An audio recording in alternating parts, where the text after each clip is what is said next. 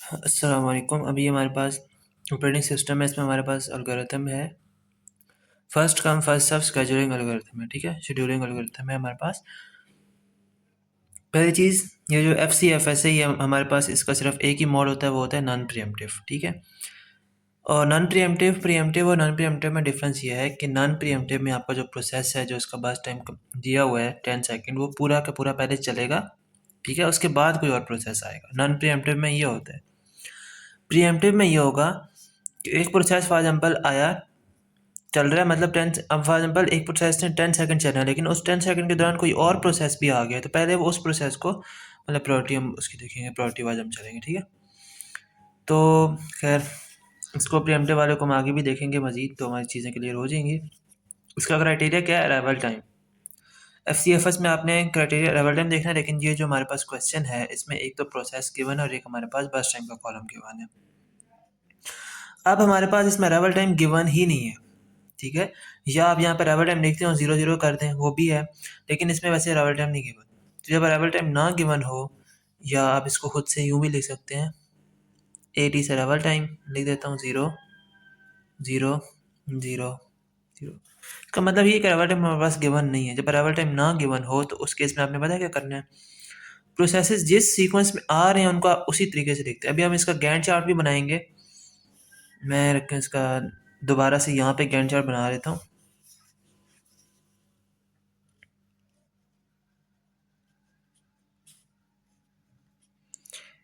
Gantt chart हम कैसे बनाएंगे? सबसे पहले कौन सा प्रोसेस आ रहा है, क्योंकि अब हमारे पास इसमें क्या है कि अराइवल टाइम गिवन नहीं है, तो जिस सीक्वेंस में प्रोसेसेस आ रहे हैं आप उसी सीक्वेंस में लिखते जाएं। सबसे पहले आ रहा है प्रोसेस नंबर 1। ठीक है, प्रोसेस 1 कहाँ से कहाँ तक हो रहा है स्टार्ट?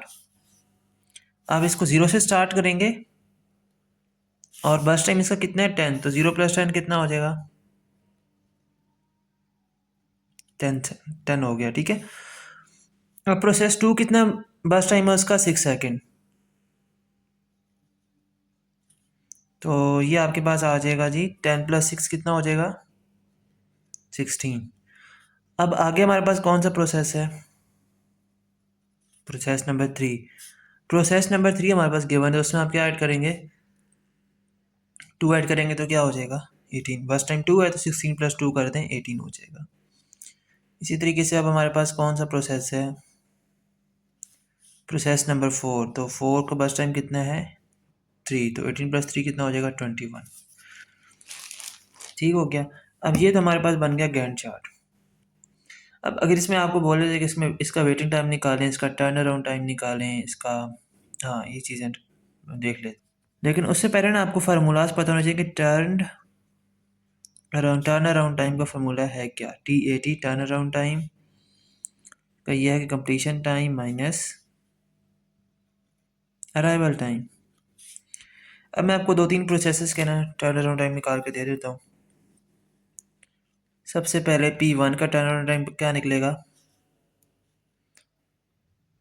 ये हमारे पास बनेगा जी, कंप्लीशन टाइम क्या है प्रोसेस नंबर 1 का? 10 सेकेंड। ठीक है, तो देखें 0 से स्टार्ट हो रहा है प्रोसेस 1 एंड कंप्लीट कहाँ पे हो रहा है? 10 सेकेंड पे। तो प्रोसेस 1 का कंप्लीशन टाइम क्या होगा? 10 सेकेंड। इसी तरह प्रोसेस 2, ऊपर से नाम देखें, प्रोसेस 2 का स्टार्टिंग टाइम 10 है और कंप्लीशन टाइम 16 है। प्रोसेस 3 का starting time 16, completion time 18। Process 4 का कंप्लीशन टाइम 21, स्टार्टिंग टाइम 18। तो कंप्लीशन टाइम क्या आ जाएगा? 10 माइनस अराइवल टाइम क्या होगा प्रोसेस 1 का?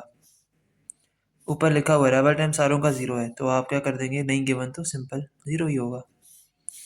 10 - 0 क्या हो जाएगा? 10। अब मैं एक चीज़ बता दूं कि क्योंकि अराइवल टाइम सारों का 0 है, तो -0 करेंगे सेम आएगा।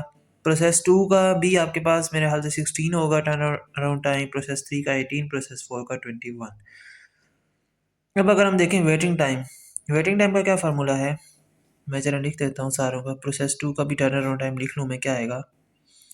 प्रोसेस 2 का टर्न अराउंड टाइम, प्रोसेस 2 कहाँ पे कंप्लीट हो रहा है? 16 सेकंड पे, -0, क्योंकि अराइवल टाइम 0 है सारों का, तो 16 आ जाएगा। प्रोसेस 3 आपके पास कितना है जी?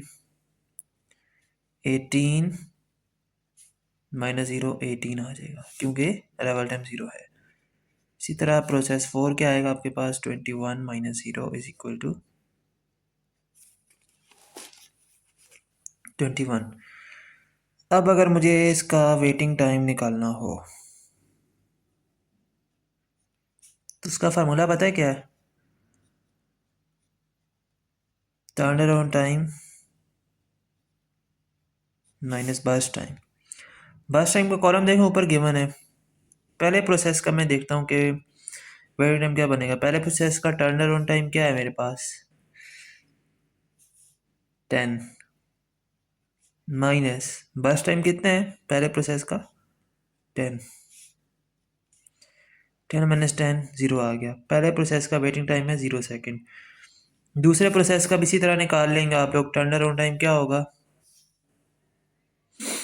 ये तो था जी P1 का, मैं आप लोगों को P2 तक निकाल देता हूँ, बाकी खुद निकाल लें आप लोग। टर्न अराउंड टाइम P2 का क्या है आपके पास, 16 माइनस बर्स्ट टाइम कितना है, तो कितना आ जाएगा 10। प्रोसेस 2 का वेटिंग टाइम कितना है, 10 सेकेंड। अच्छा देखें वेटिंग टाइम का मतलब क्या होता है। वेटिंग टाइम ये मतलब होगा इसका, अच्छा वेटिंग टाइम का ये मतलब होगा कि एक प्रोसेस ने कितनी देर रेडी क्यू के अंदर इंतज़ार किया या वेट किया, ठीक है। तो ये वेटिंग टाइम का ये मतलब है। अभी हम इसका दूसरा पार्ट करेंगे जिसमें आपके पास अराइवल टाइम गिवन होगा, उसमें हम क्या देखेंगे।